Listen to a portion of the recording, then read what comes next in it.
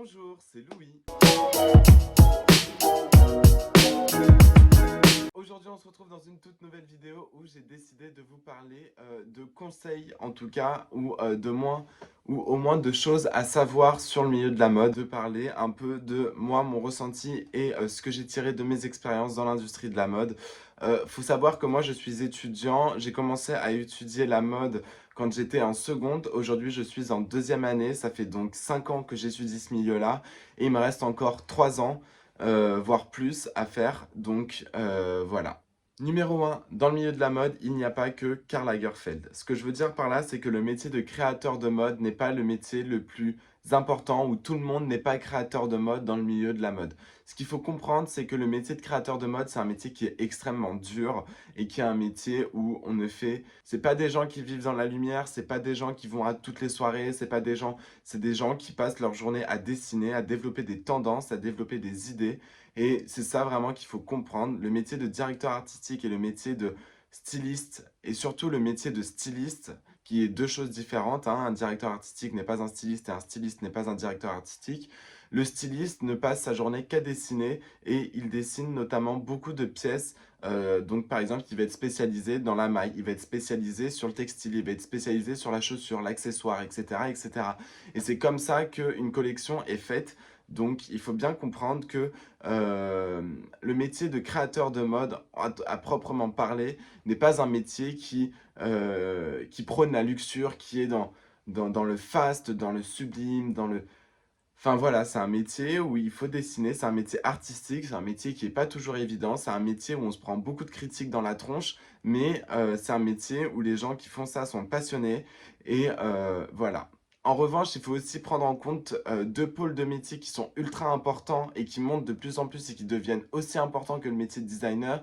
C'est numéro un, le métier les métiers mercantiles, donc tout ce qui touche au marketing et à la vente et tous ces métiers-là. Et de l'autre côté, les métiers de la communication qui, eux, sont là pour tout ce qui touche à l'image de marque, tout ce qui touche aux campagnes de publicité, à tout cet univers-là. Donc voilà, moi pour ma part, je suis en communication de mode, donc tout ce qui touche aussi à l'organisation, donc ça va être des défilés de mode, ça va être l'organisation d'événements, de soirées de lancement, ça va être l'organisation de campagnes, tout ce qui touche à la communication digitale, la création de contenu de communication digitale, que ce soit sur Instagram, TikTok, etc. Ça, c'est mon taf.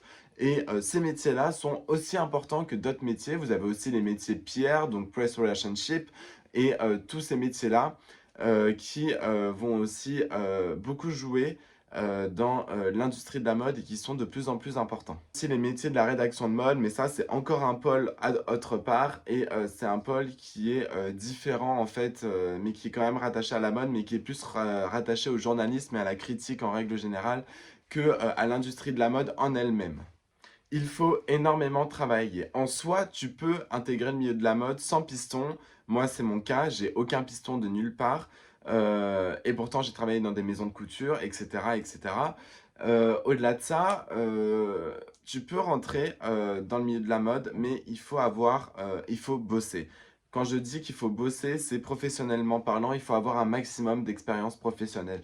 Je crois que c'est ce qui est le plus fondamental et dans des bonnes maisons, il faut avoir des expériences professionnelles dans avoir des stages et des alternances et des CDD et CDI aussi qui peuvent être intéressants, qui sont percutants et ils sont ultra importants à avoir dans son CV. Moi, aujourd'hui, je suis en deuxième année, j'ai 19 ans et je dois avoir 10 ou 12 expériences sur mon CV professionnel parce que à chaque fois que j'ai pu, j'ai travaillé. Et ça veut dire quoi? Bah, ça veut dire que l'été, bah, j'ai pas de vacances. Ça veut dire que l'été, ça fait 3 ans que j'ai pas vu le bord de la mer, par exemple. Mais il faut savoir ce qu'on veut et aller de l'avant et vraiment bosser, bosser, bosser si on veut y arriver parce qu'on n'arrive pas comme ça en claquant des doigts. Je veux dire, un Olivier Rousteing, il n'est pas arrivé Olivier Rousteing en claquant des doigts. Yves Saint Laurent, c'est pareil. Karl Lagerfeld, je t'en parle même pas. Et c'est comme ça qu'on avance, c'est comme ça que faut se battre et c'est pas évident, mais c'est comme ça qu'on avance et il n'y a pas d'autre solution. Ton cursus scolaire doit être pertinent. Si tu es sûr de vouloir faire de la mode, tu vas faire de la mode. Tu ne pars pas dans un bac S ou je sais pas quoi, ou ES, ou etc. Si tu es au collège et que tu es sûr à 100% de faire de la mode, il faut convaincre ses parents ou au moins te convaincre toi-même d'aller faire un bac professionnel des métiers de la mode ou du vêtement, ou au moins, si tu veux partir dans une discipline plus artistique, un bac ST2A qui est un bac technologique. Et c'est des bacs qui sont très importants, qui vont te permettre, pour le bac pro mode, celui que j'ai fait en tout cas, il va te permettre de savoir faire un vêtement, de connaître toute la supply chain du vêtement, donc comment est produit un vêtement, donc du styliste à la boutique, en fait, donc toute cette partie-là, c'est là où tu l'apprends. Tu vas aussi apprendre tout ce qui touche à l'univers de l'industrie, de la mode, comment est-ce qu'on fait un vêtement, comment est-ce qu'ils... les patrons, la couture, etc. Moi, ça, c'est des choses que j'ai apprises à l'école. Eh bien, je suis parti en école de mode, plus particulièrement à l'école Mode Art International à Paris. Et maintenant, je suis en communication de mode et il y a tellement de choses, notamment en première année, que je savais déjà en fait. Et du coup, j'avais une avance sur les autres. Et voilà. Et donc, c'est important d'avoir un cursus scolaire qui est percutant, qui est pertinent. Si tu as fait, je sais pas moi, je sais pas, un bac maçonnerie, puis ensuite tu pars dans une école de commerce et tu postules chez Yves Saint-Laurent, ça marchera jamais et c'est évident. Donc il faut vraiment connaître son industrie et savoir vraiment dans quel univers tu veux partir et être percutant, c'est ultra important. Il faut que ton CV soit ultra percutant. Moi, mon CV, il n'y a que des expériences qui sont dans l'industrie de la mode. Que ce soit de la vente, que ce soit avoir travaillé en atelier de couture, que ce soit de la communication, etc. Je n'ai bossé que dans des entreprises qui faisaient soit de la mode, soit de la bijouterie ou joaillerie, soit de la cosmétique. Et c'est ultra important, vraiment, c'est ces trois pôles-là qui sont ultra importants, mode, joaillerie, cosmétique. Et il faut savoir aussi dire non quand on vous propose un poste, je ne sais pas, aller au Super U pour faire ci, pour faire ça. Il faut savoir dire non, même si, voilà, moi j'ai des emplois, j'ai mis 1 an et demi à les trouver. Hein. J'ai mis 1 an et demi. Hein. Et c'est pas donné, hein, parce que c'est pas évident, qu'il y a du monde, que en ce moment il y a beaucoup de chômage, que voilà, il faut les trouver, les stages, que c'est pas forcément évident, mais ils sont trouvables et on peut vraiment les trouver si on se donne les moyens, si on y va à fond, si on persiste. Et à chaque fois qu'on a un entretien, on y va et on donne tout. L'entretien, vous devez l'avoir du premier coup, il n'y a pas de raison. Et c'est comme ça que ça fonctionne dans cet univers-là. Faites bonne impression le plus vite possible et dès la première seconde, venez bien habillé, soyez sûr de vous, montrez que vous savez de quoi vous parlez, c'est super important. Ce que je vous expliquais aussi tout à l'heure, c'est qu'il va falloir passer par des étapes. Oui, tu vas pas avoir de vacances. Oui, tu vas pas avoir ci. Oui, tu vas pas avoir ça. On n'arrive pas Karl Lagerfeld comme ça.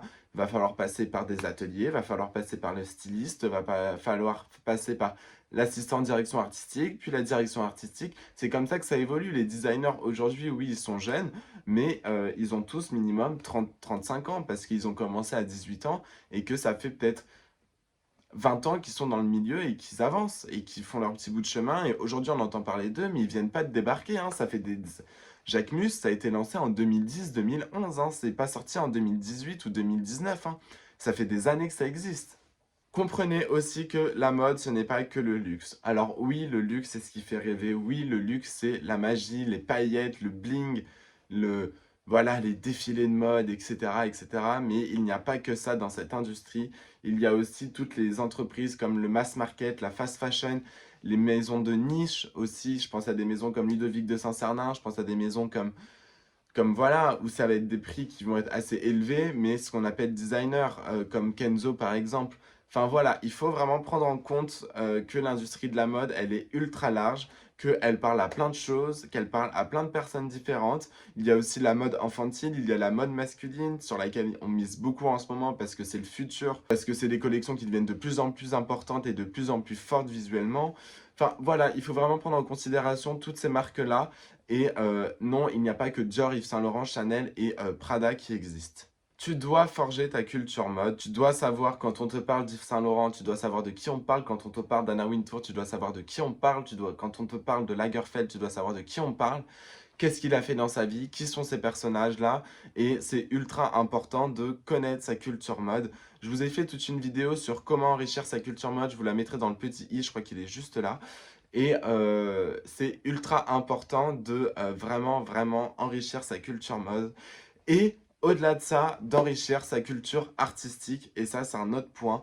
Si vraiment le domaine du stylisme et le domaine de la création de mode à l'intérieur de l'industrie de la mode vous intéresse, alors là, il vous faut une culture infaillible. Que ce soit dans l'art, que ce soit dans la mode, que ce soit dans la musique, que ce soit dans la danse, que ce soit dans tous ces domaines-là, dans l'histoire, dans tous ces domaines-là, c'est fondamental d'avoir une culture irréprochable et ultra riche pour pouvoir être inspiré, pour pouvoir proposer plein de choses différentes. C'est vraiment ultra important. Comme je le disais tout à l'heure, les métiers de la communication et du marketing sont des métiers aussi ultra importants. Alors oui, ils sont un peu plus dans l'ombre, mais c'est pas pour autant qu'ils n'assistent pas à des défilés, c'est pas pour autant qu'ils n'assistent pas au showroom ou à plein de choses comme ça.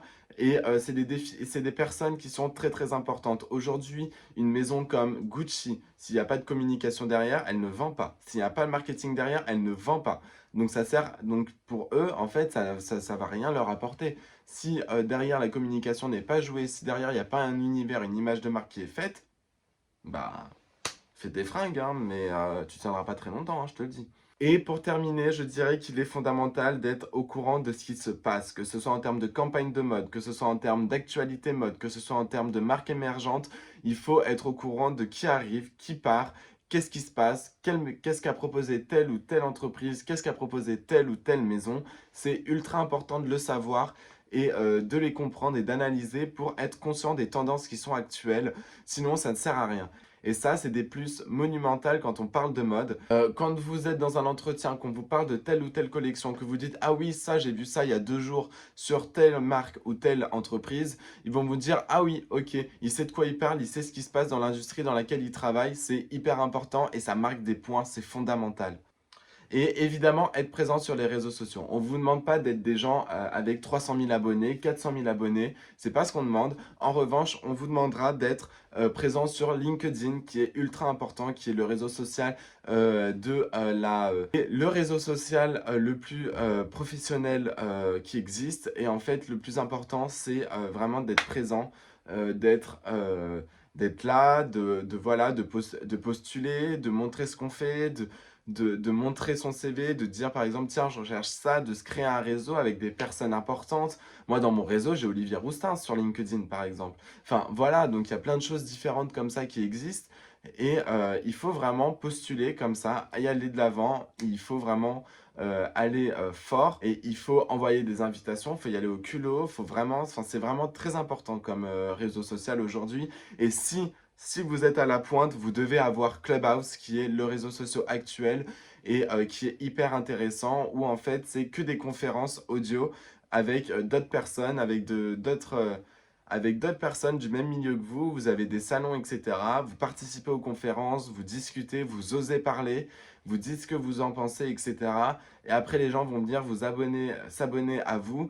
Si vous dites des choses percutantes, s'ils aiment votre univers, etc., c'est comme ça que vous allez évoluer. Donc voilà, et c'est vraiment fondamental. Et voilà, c'est tout pour moi. J'espère que cette vidéo vous aura plu. Je vous retrouve très vite pour une nouvelle vidéo. Ciao!